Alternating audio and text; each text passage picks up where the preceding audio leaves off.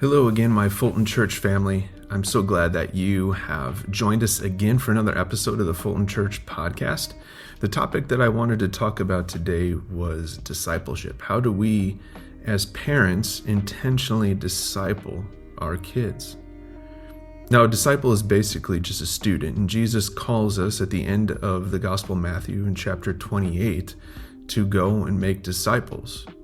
Now, there's a full sermon in there somewhere. One that I preached a couple times. But for today's purposes, I wanted to talk about that call to make disciples within the context of our family. How are we as parents to approach this issue of discipling our kids? It can be really difficult to be intentional as we are living life, as we are out and about doing the things that we're doing as a family and as parents and addressing the different issues that we need to address as parents, and to be considering intentionally how these things are shaping our children, specifically as disciples of Jesus. As I was thinking about who to have this conversation with, my mind almost immediately went to Anna Bilhorn. Anna is someone that I've been able to work alongside of in our Christian education and discipleship team as she kind of heads up our children's Sunday school efforts here at Fulton Church. I just love Anna's spirit, her heart for the discipleship of our children. And I thought she'd be a great person to have a conversation with about just discipling our kids and how we can approach that intentionally.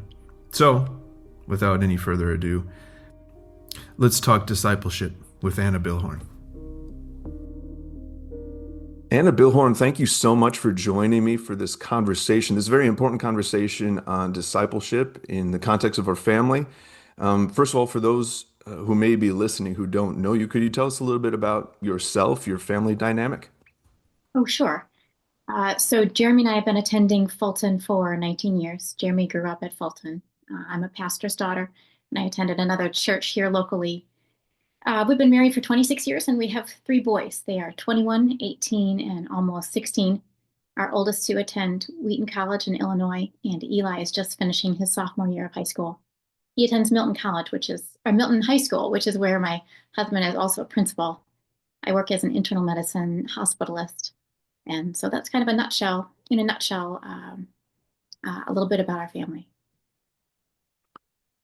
Yeah, thank you. I've gotten to know your family a lot over the last 5 years. Really appreciate just working with your kids. You got some great kids, just a great family. So we're talking about discipleship today. So before we start getting into the nitty-gritty of how we do that, we probably need to define terms a little bit so we're all on the same page as to what we are talking about. So could you take a stab at that? What, in your mind, is discipleship? Yeah, I think the term discipleship feels kind of nebulous because in some ways it is kind of nebulous. I remember I signed up to take a seminary course called Principles of Discipleship. And I didn't really know. I couldn't get my arms around the concept of discipleship until about, a week or two into the reading. So I think at its core, there's kind of a concrete element that can help us think about what discipleship is. In Jesus' days, the followers and trainees of a rabbi or a teacher were called disciples. And those were the guys who sought to learn from his wisdom and emulate that rabbi, that teacher. Jesus' disciples, especially the 12, but any of his close followers were called disciples. So again, it's folks learning from the wisdom and emulating a teacher. But in the case of Jesus' disciples, they were studying deity, right? They were studying God and learning to have a character that's more Christ-like. So in a nugget, we are also Christ disciples 2,000 years later. We are studying him and learning to emulate him. We're learning to follow him. And actually the verb I prefer is pursue, not just follow at a distance, but we're pursuing him and having a relationship with him. So a disciple is someone who follows God closely, learns to emulate him, learns to know him well. And then discipleship is a little bit more, as I said, nebulous. Sort of like friendship is a state of being a friend. Discipleship is a state of being a disciple. And I think discipleship includes all the factors that positively influence us as people who are pursuing God. So all the things that support and nourish us as we develop as disciples of Christ. So that can be informal or formal. That can be one-on-one or in a group. It can be short-term or long-term. If a visitor to Fulton would ask me, what kind of discipleship opportunities do you have for kids at your church? I might say, well, for kids preschool through high school, we have Sunday school. For kids preschool through elementary school, we have Awana. For our middle schoolers and high schoolers, we have a youth group, that's JV and varsity. And then we've got, some one-offs like mission trips and father-son fishing trips and father-daughter camping trips. All those things, provide discipleship for our kids. But it also includes stuff that happens outside of church. So it's the milieu in our households, the general environment, kind of those intangibles that influence our kids' concept of who God is, how we relate to him, and how he would like us to live. So I think it's sort of the sum total of how believers help other believers pursue God. But let's also talk a second about what it is not. I think discipleship is not merely passing down culture. A friend of mine recently attended a Seder meal, a Passover Seder meal put on by one of our colleagues. And so our colleagues are, my colleague and her husband, they're atheists. And so after, reading all the text that goes along with the Seder meal, providing the food that is so symbolic, my other colleague, who is a believer, said, why? How do you do this? And why do you do this? And it was important for them to pass on their tradition, to pass on their culture as Jews to the next generation. So they don't believe in God's hand of providence working through the people of Israel. They don't believe in the God of grace and mercy and love and compassion and forgiveness. But they want their kids to eat a lamb at Passover and celebrate the Jewish traditions that they grew up with. So that is not discipleship. That is passing down culture. What our goal as believers is we are desiring to pass down our faith. Our role as pursuers of Christ, that is what our purpose is. And some people sort of think that, discipleship is for, the extra spiritual. That's not the case.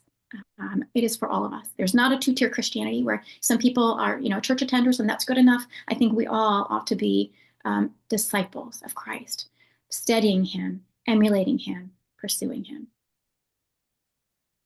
Wow, that's great. Super thorough. Thank you for that very clear explanation to kind of give us a starting point for this conversation of what is discipleship and how do we intentionally approach that with our kids. But I think before we get into the discipleship of our children, we probably need to start with ourselves first, right? So how have just you and your experience, how have you approached your own discipleship?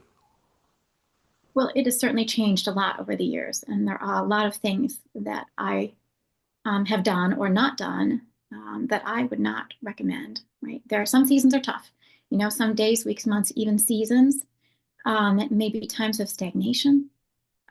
Sometimes, for me, those years when the kids were tiny, I felt so stretched.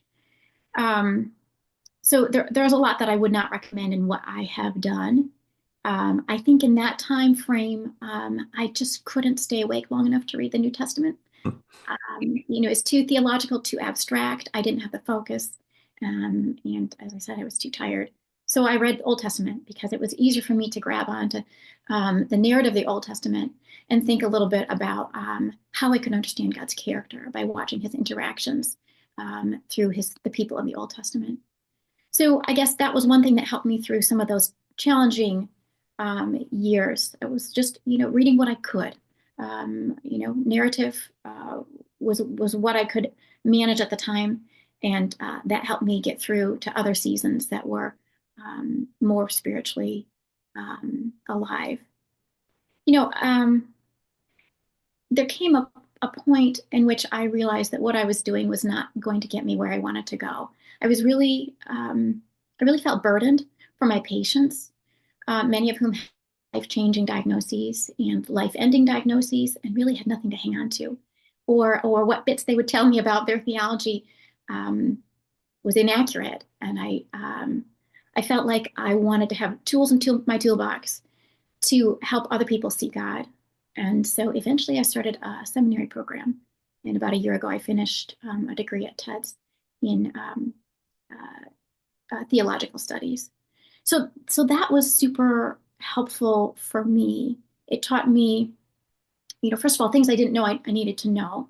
I thought I needed to learn how to study the Bible, but I also needed to learn about working with other people, spiritual disciplines, um, religious pluralism in the world in which we live. There are lots of things that I didn't know I needed to learn about, and it was helpful to do that. And now, a year later, I'm kind of enjoying using some of the tools that I've gained. But that's not something that, everyone can necessarily do. I was able to work my kind of schedule around, do an online program, and that was super helpful for me. But a lot of folks um, wouldn't necessarily want to pursue that. Um, Another thing I do that maybe others wouldn't find helpful is my Bible study is erratic because my work schedule is erratic. So I binge. I binge Bible study. I may study a few hours, a couple days in a row, and then on the days that I'm busy working, I might not read my Bible at all. But having binged, sort of like a lion eats every few days or something, right? I have food for thought as I commute. So my commute's about 45 minutes, country roads, not a lot of traffic. They're very familiar, and that is some of my best time to mull over what I've been studying, to think and pray about what I've been learning. So that works for me, but it's kind of quirky. So I guess if I were to suggest something for others who are thinking about, how do I approach my own discipleship, I would say, just keep moving in the direction of God. Some seasons are hard. Give yourself a little break, but keep trying to take steps, even if they're not what you want. Take steps in the direction of God. I would say find strategies that work for you. So your times may be goofy or they may be consistent. Whatever works for you, just keep doing it. And then I would say make mental space to mull things over with God, pray, and think about where you're headed. Because I think it's so easy to listen to music, to be inundated with all kinds of other information without thinking about what our purpose is in life and where we are really headed. Man, that's really good. As I'm thinking about our discipleship, and then as we approach discipling our children, how important is it for us to be intentional and to focus on our own discipleship as we are looking to disciple our children? What do you think? I think it's huge. You can't teach what you haven't learned.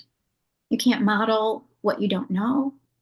And the role of parents in transmission of faith from one generation to another is pivotal. So in one of my classes, I read a book by Christian Smith. You might have heard of him. He is the sociologist whose group studied the religious views of young people or kind of emerging adults in the early 2000s. And he came up with the concept of therapeutic moral deism. So a lot of young people like that idea of a God who wants them to be good, generally speaking, and who is there to help them through life. So kind of that's his, kind of background. That's kind of his claim to fame. But the book that I read in my class is called Handing Down the Faith: How Parents Pass Their Religion On to the Next Generation. And one of their points, as well as a point that you can find in many other studies, is that parents are just key. It's very different than some of the other things we do. I can drop my kid off for piano lessons, and someone else will teach them to play the piano or to play the trumpet or whatever else. I can drop my kid off for soccer practice, make sure he's got his equipment and attend his games, and someone else will turn him into a soccer player. But somehow that's not how it works for issues as deep as faith. And so we as parents have to be on the lookout that we're not trying to subcontract out this element of parenting that is something we need to do. And certainly we will have help, right? As parents, it's our primary responsibility, but there are other folks who can be sort of on our team as we attempt to teach what discipleship looks like and feels like to our kids. So, grandparents are helpful. sometimes aunts and uncles, Awana leaders, Sunday school teachers, sometimes family friends. All these folks can be part of the group that is helping our kids learn what it means to move in the direction of God. Mm. Yeah, that's really good. It's such an important part of our call as a parent to be intentional about the discipleship of our children. So what does that look like in your experience in your home with your three kids? How have you and Jeremy, your husband, how have you guys intentionally approached the discipleship of your three boys? There are some things that we have done intentionally and some things that we sort of fell into that ended up being positive. Um, there are kind of multiple dimensions. I would say, um, you know, first of all, we try to maintain our own relationship with God. So our kids, you know, interrupt us reading our Bibles. That's a good thing. We don't need to show it off, but it's good for them to, come into my office and find me at work, or, Yeah. come into the bedroom in the morning and see Jeremy reading his Bible before work. I think we also maintain a learning posture. We don't pretend to our kids, oh, I've studied that. I know that already. I'm good, right? Mm. We show them that we are continuing to learn, and we let them see to some extent, right? Not too much, how we wrestle with our own character as we try to align our character with God's. So I think our own discipleship, maintaining our own discipleship is really important for how we um, let our kids observe what's happening so that they can figure out, what of that, makes sense, what of that they want to continue. Another thing that we do is church, right? On a Sunday morning, our family's typically in church. Now, I work some weekends, so that's a challenge. But the weekends I'm gone, the rest of the family is there, and that's just part of the rhythm of our life, right? If I worked a weekend and I'm not in church, sometimes in the next few days I have trouble figuring out what day is it, because Sunday church kind of helps ground us. We also have made sure that we serve. So we're contributing in some ways, and our kids observe that. Another really important thing that we do in the discipleship of our kids is, as I said before, allow other people to come alongside our kids as they grow in their faith. So we have really tried to take advantage of the opportunities that Fulton offers. There are lots of Fulton folks who I would want to rub off on my kids. So we have done our best to get our kids to Sunday school and get our kids to Awana or JV or varsity. And it is hard. As I mentioned earlier, this sociologist, Christian Smith, he studied, factors that influence the passing down of really more religion than faith from one generation to another. And one of the things that seems to make a difference is intergenerational relationships. The families that brought in other families with adults who would influence their kids had a higher likelihood of eventually having adult children who were still invested in their faith and in their religious community. So we have had a real blessing in having the ministry of Awana. Any church that has a youth program that allows people of 2, 3 generations, sometimes maybe even 4 generations, working together, having fun together, studying the Bible together. That is a super helpful thing for parents as they try to help their kids invest in their faith and move in the direction of God. Let's see. I would say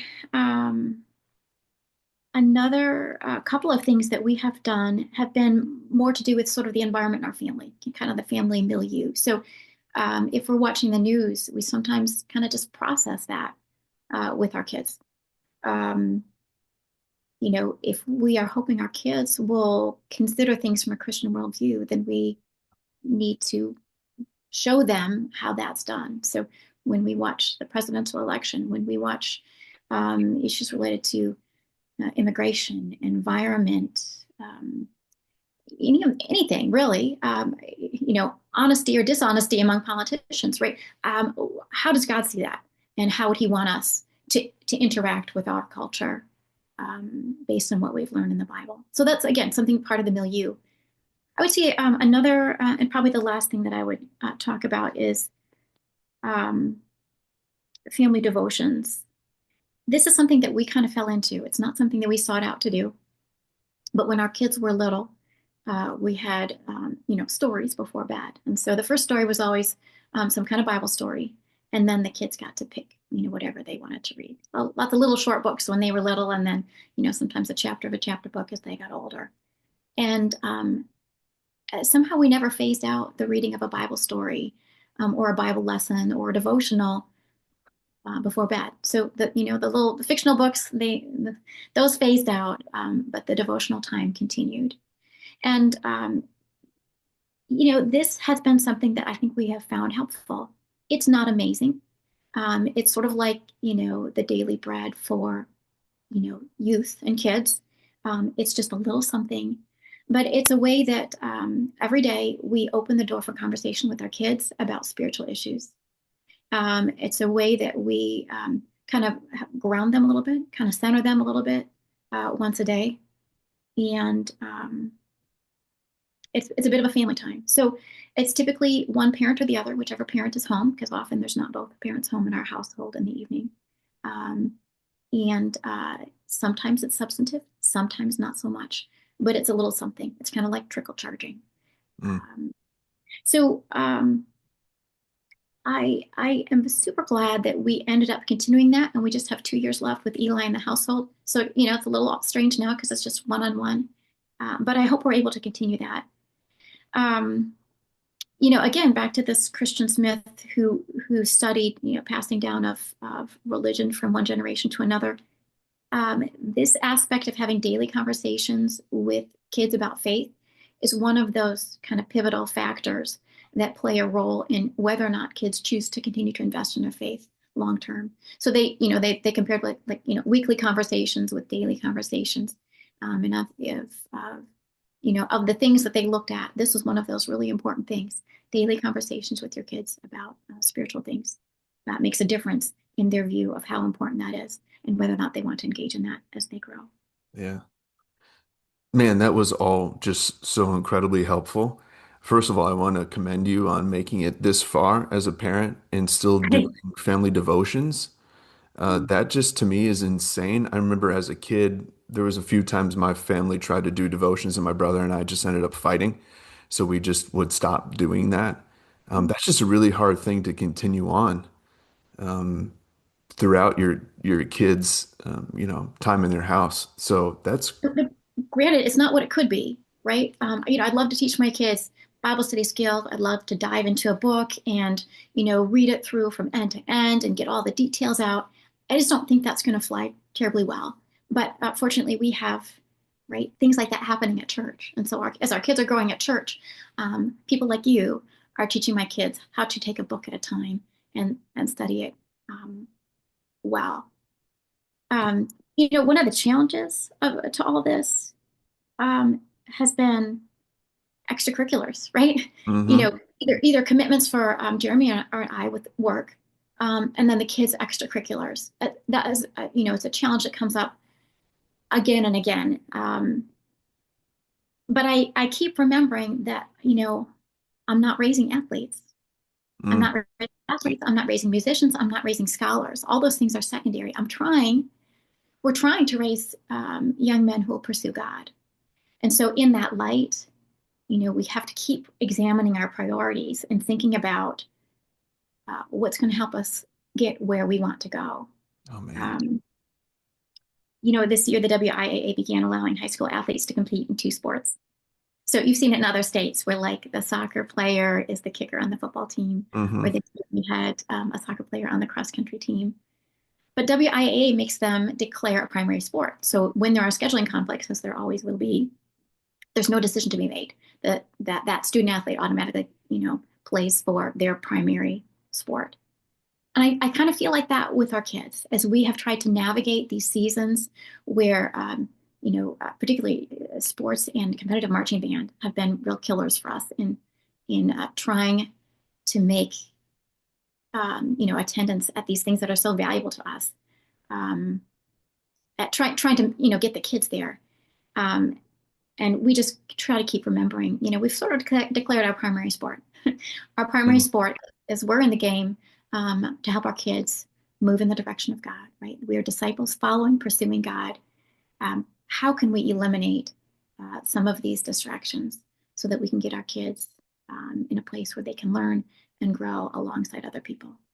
So Man, that's our biggest challenge so far, and it's not something that's easy to deal with, but we just kind of keep trying to navigate as best we can. yeah, man, that's so good.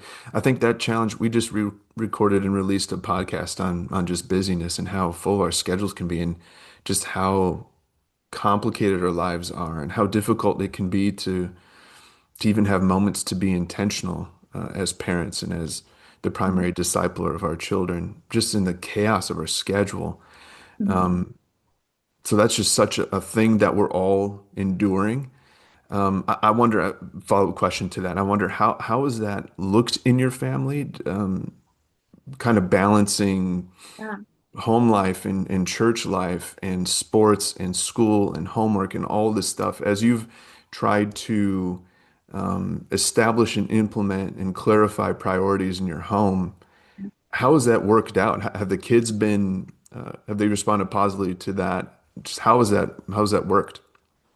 Yeah, that is so tough, isn't it? Right? Because you're trying to balance sort of legalism Mhm. and laxity. We don't want our kids sitting in a pew because it's Sunday and they ought to sit in the pew. That's not the point.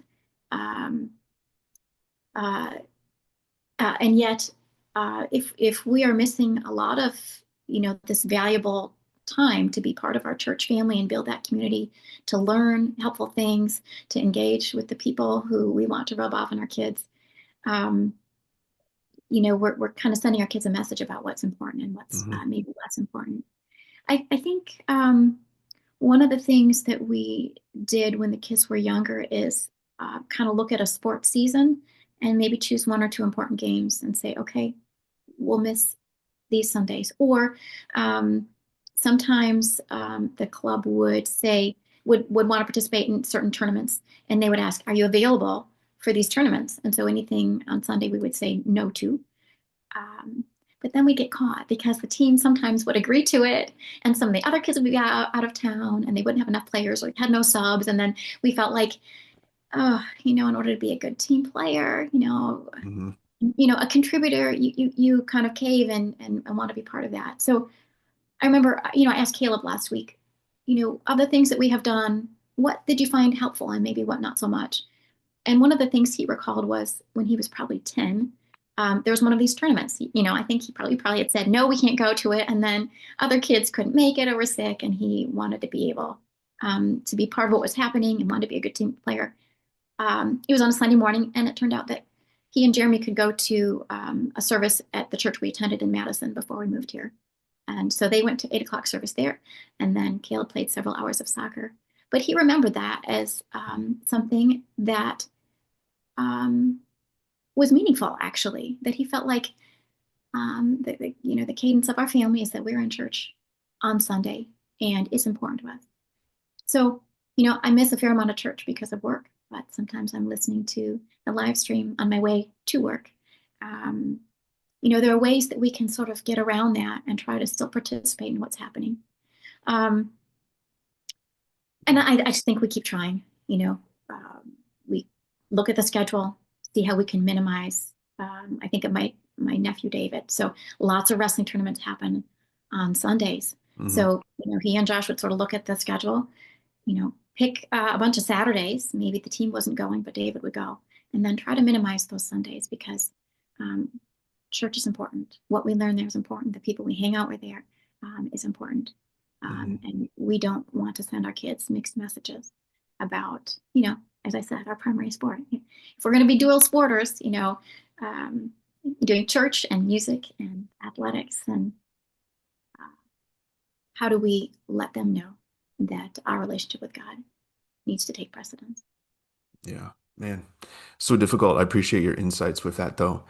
Um, the church is such an important part of our lives as we are disciples, and as we're discipling our kids. But I think sometimes it can be a little difficult to understand our role and the church's role in the discipleship of our kids. So, in your mind, how would you define the role of the church in all of this? How is the church to participate in the discipleship of our families?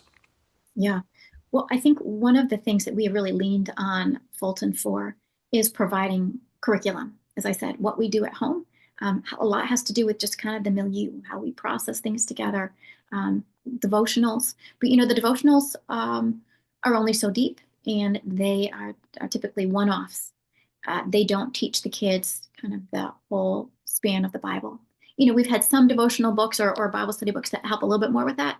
But really, we're leaning on Fulton to provide a true curriculum that gives kids structure to how they learn. As as we talked about on Sunday, telling the story from creation to fall to redemption to new creation through the curriculum that they're learning, I think is really important. So we have heavily leaned on church to provide a structure to how they learn, so that these other little things that we do on our own kind of find their niche in what they've been learning.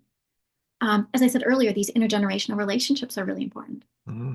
So we're not, training our kids to be disciples in a vacuum. We're training alongside other people who are doing the same thing, right? There are families who were half a generation ahead of us, and so Jeremy and I were watching how are they doing it? How are they making it work in their families? What are things that we can emulate that may be helpful to our kids? I think another thing that we lean on are some of the Bible study skills, some of the techniques that maybe are best taught in a group where kids are engaged and participating in a way that they may not, in the living room chairs, playing with the dog on the floor. The mission trips and some of the service projects the kids have done. We just, as a family, don't have the wherewithal to organize that and pull that off. But Fulton has done that for our kids. And so they've had cross-cultural experiences, they've had service experiences, they had sort of eyes open to other parts of the world and other parts of the country to think about God's mission. And of course, in this whole discipleship making business, we've been talking about discipleship within our family, but discipleship also includes making disciples. And hopefully our kids will be a part of that as they grow and go out on their own. One other thing that I should mention that has not been a part of our family life for most of our marriage has been a participation in a small group. So early in our marriage, probably the first 8 years, Jeremy and I were part of a small group that gave us a little bit of a home within a larger church, gave us some friendships that continued longer term. And I wish that we had been able to model that for our kids, because I think that's very healthy. But because of our work schedules, as well as the kids' commitments, that was not something that we tried to accomplish. Maybe in the cards for us in future years when we're empty nesters. But that's another thing that I think Fulton provides that we have not taken advantage of, but others may really get a lot out of. Sure. That's great. That's helpful. Now, Anna, one thing I know about you is that you are a planner. That might be an understatement. So you may have already done this, but if you were to sit down and kind of create like a holistic approach to discipleship of your children, what Yeah. would be some things? So maybe in the way of a summary, what would be some things that would be on your list of intentionally, holistically discipling your kids? Yeah. I would say outside the home, I would say get your kids to church, get your kids to youth programs, let them soak up all that information. And it's not just information from the Bible. It's who is God? Why is it worth our while to spend all this time in church? But the kids need to know about this God of compassion and grace and mercy and love and forgiveness and justice. They need to be repeatedly exposed to who that is, because the rest of the world does not have that. And that's an understatement. My atheist colleagues, the atheists in my department are always the ones who want to talk about religion. Strangest thing. My atheist colleagues don't really have a sense of what Christianity is. And we need to keep exposing our kids to who God is and why we bother pursuing him, what we expect eternity to be like. So get your kids into church, get them into youth ministries so that they can learn at their own level, not just sitting in a pew trying to understand things at an adult level, but at their own level with the peers that help make things fun so that they keep learning about who God is. As I said before, allow your kids to build relationships with other adults in the church because that helps anchor them as well. And then the things that happen at home, I would say, are primarily three. One, don't neglect your own discipleship. And that's a big ask, right? Because I certainly have neglected mine over the decades that I've been parenting. But keep trying. Keep trying to move in the direction of God. If you're not reading, read something. It may not be fantastic, but get reading. And sometimes God will build in you a craving to understand more and learn more, and He will find a way for you to clear your calendar enough to make space to build your relationship with Him. So don't neglect your own relationship with God. I would encourage you to try to find ways to have those daily conversations with your kids about faith issues. So whether that's a devotional time or a devotional time certain days of the week or certain seasons of the year. For example, at Fulton, we don't have anything for kids aside from junior church during the summer. So maybe that's a time where you say, okay, 5 days a week during the summer, we're going to do this book. And then we're all going to eat popsicles on the porch and talk about our day. Whatever it is that you can do to engage your kids and show them this is a fun time. This is family time. This is the grounding time. Do that. And then the third thing is remember that your household is a discipleship making milieu. It is the environment that helps create this desire to be a follower of Christ. And so process life with your kids, right? This is really intangible. It's watching the news together and talking about, what would God think about this? What does God want me? How does God want me to view immigrants or whatever else? Remember that your household is not just a place where your kids get food, clothing, shelter, warmth, love, belonging, but they also take their most important cues about pursuing God. Man, that's so helpful. I feel like my brain's just oozing out of my ears. This has just been so great and so much information, so much for us to kind of digest together. Man, I just love these points of not neglecting our own discipleship, our own faith journey as a parent, expecting to disciple our kids, or that is kind of our calling as parents, and we need to make sure that we are pursuing God ourselves. Having daily faith conversations, I know that can seem like such a heavy thing. I think when we think of having family devotions, we have this idea of, I don't know, something maybe other than it is, but just incorporating faith into just our home, right? Of creating that environment where we are living that out, where we are processing things, current events, just life situations through the context of our faith. That's so important. And of course, church is such an important thing, being a part of the body of believers. There are stats out there, and you kind of alluded to this, just about how important it is for kids to be surrounded by other adults who are, I guess, mentors in the faith. Like that is important. Of the kids who graduate high school and stay connected to their faith, I mean, almost all of them, there's this common theme of having other adults in their lives besides their parents who are speaking into their lives. Because we can, I know, as parents, we all experience this. We can say things to our kids a million times, but it just takes one other voice to come and say it one time, like, oh yeah. And it just clicks, like that's such a great idea. And that's really frustrating as a parent. But I think it just illustrates this fact that it's just so important to have other trustworthy adults who are followers of Jesus themselves, who can help model that and help lead them and guide them, have conversations. That's just so important. So I appreciate you bringing all those things out. All of that is spot on and really helpful. So I just want to challenge all of us to continue just to kind of intentionally approach this idea of discipleship in our own lives, certainly, but then with our family too, and be intentional about how we approach that in the environment that we are creating within our homes. That's really great. Anna, as you have been kind of living your life and parenting and discipling your kids, have there been any resources that you've come across that could be helpful to share? We've used a ton of resources over the years.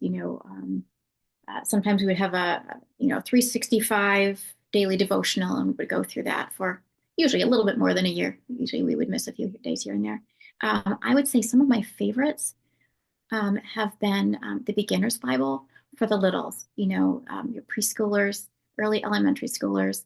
It's got pictures, it's got a short story, but it exposes young kids to some of the foundational Bible lessons. So that one I think is helpful for littles. I really like the Big Picture Bible. So the Mm. Big Picture Bible has really big pictures, but it's not called that because it has big pictures. It's because it helps give you the big picture of the Bible, right? From creation to new creation. And somehow I kind of miss that, right? I kind of thought about creation, the fall, redemption, heaven. But that's not that's sort of a stop. That's sort of a stopping off place, right? Hmm. That's kind of a layover before God restores the world. And this book reminds us of the whole big picture and how it connects and how so many of these Old Testament stories are pointing to the redemption that will come in Christ.